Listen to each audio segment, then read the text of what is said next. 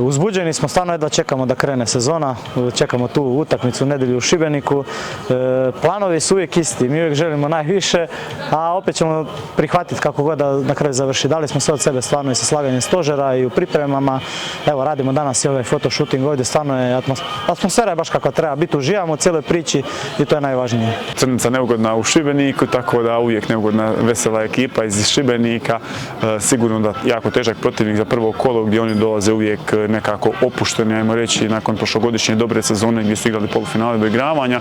Ove sezone isto tako je njima to samim time i pritisak što očekujemo da ćemo mi iskoristiti. Stvarno vjerujem da imamo dosta široku ekipu ove godine i nekako smo na golmanskoj poziciji se pojačali i vjerujem da ćemo s tim osvajati više bodova.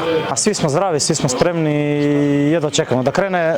Velika razlika odnosno na prošlu godinu kada smo se neki vraćali iz ozljede, neki nisu mogli igrati poput Husarića, tako da ove godine smo svi spremni, idemo dolje u punom sastavu i eto, bit će prava utakmica. Vjerujem da i oni i mi želimo 3 boda, oni su nas prošle godine oba 2 puta pobijedili, tako da očito neće nam biti lako sigurno s Crnicom, ali vjerujem u to da smo kvalitetniji, da smo bolji i to moramo samo pokazati na terenu. Jedna od 2 ekipe koje nas je oba 2 puta pobijedila prošle godine, jako neugodna ekipa i s kojim je teško igrati, teško je nametnuti neki svoj ritam, oni su dosta iskusni, dugo su zajedno. Nametnu ritam koji oni žele i ti ako nešto želiš promijeniti moraš biti jako koncentriran, moraš se jako to potruditi, imati dobar plan kako ćeš to napraviti i znati preživjeti one teške trenutke utakmice kad ne ide sve kako treba, kad Crnica pokazuje svoju kvalitetu i ako u tim teškim trenucima budemo bili koncentrirani i pokazali neko zajedništvo u obrani, doći će sigurno situacije u napadu koje čekamo i koje vjerujemo da ćemo ove godine iskorištavati bolje nego prošle godine. Iskreno malo smo ostali razočarani prošle godine i vjerujem da smo razočarali ljude koji su nas istinski bodrili i pratili u Rijeci, na čemu smo iznimno zahvalni. Stvarno su imali veliku podršku ljudi i vjerujem da ispadanje u četvrtfinalu nije ono što smo mi očekivali od prošle sezone. Međutim, takav je sport, mi nastavljamo s ovom sezonom, sa novim pojačanjima, sa novim igračima, novim golmanima koji su tu došli. Vjerujem da smo lijepo posložili ekipu sa planovima nekim novim za budućnost i sigurno da su očekivanja malo više ove sezone. To ne treba izbjegavati. Dobro se odradila predsezona, to je pripremni period, 6 tjedana, spremni ulazimo u utakmice, spremni ulazimo u sezonu i očekujemo bolje rezultate.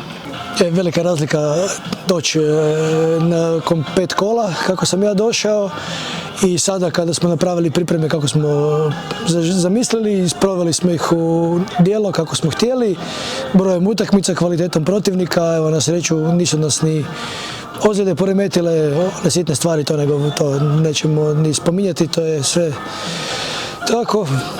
Jako trener sam zadovoljan, znam da igrači vole trenirati, vole igrati pripremne utakmice, ali prvenstvo je to koje nas sve nekako i motivira na jedan drugačiji način, da se predstavimo sebe klub i da vidimo da li možemo i kako možemo skupljati bodove. Evo, danas smo tu imali fotoshooting prve momčadi, igrača iz stožera. Lijep dan smo iskoristili da malo dignemo atmosferu prije prve tekme i napravimo lijepe slike da imamo za društvene mreže. Ovo su velike stvari, baš lijepo, malo se i podružimo i zabavimo i klub pokazuje tu jedan stupanj organizacije više, gdje predstavljamo malo i taj grad i pogled na taj Kvarner i ovu tresatsku znamenitost da ljudi vide malo i tu povijest i igrači koji su tu došli isto malo sad su se i raspitali i dobili su neke informacije, možda nisu toliko ni znali. Jako lijepa priča i vjerujem da će svi kadrovi otići u futsal javnost, da će biti zadovoljni ovime što vidi. Izvršni odbor smo povećali za 2 mjesta, ostali su svi koji su bili prošle godine i priključili su se novi dečki, novi tajnik Dominik Grbac i novi član izvršnog odbora i sponzor Vlasnik Forming građevinske firme Mario Marković, tako da eto, pojačavamo se tu i pronalazimo još entuzijasta i ljudi koji žele pomoći ovako lijepoj priči. Želim stvarno dati zahvalu svim sponzorima, naše sponzore stičemo na društvenim mrežama i gdje god stignemo i na web shopu i našoj web stranici, web shop sad izlazi, tako da neću ih sad sve nabrajati, ali ću sigurno nekog zaboraviti i neko će se osjetiti uvrijeđen. Zahvalan sam svima koji nam pomažu, a puno je takvih, najviše Danielu Juriću i njegovoj Komo Temperi koja je uz nas praktički od prve sezone, nije bila od prve, ali ko da je, i bez njegove pomoći bi bilo jako teško. Tu je i Termo Ado koji stvarno ogromna sredstva izdvaja i moj Favbet, tako da to su neki glavni sponzori, ali puno je tu još dobrih ljudi i velikih sponzora i koji uplaćuju značajne novce, ali eto, kako sam rekao, teško je sad sve nabrojiti, nekog ću sigurno zaboraviti.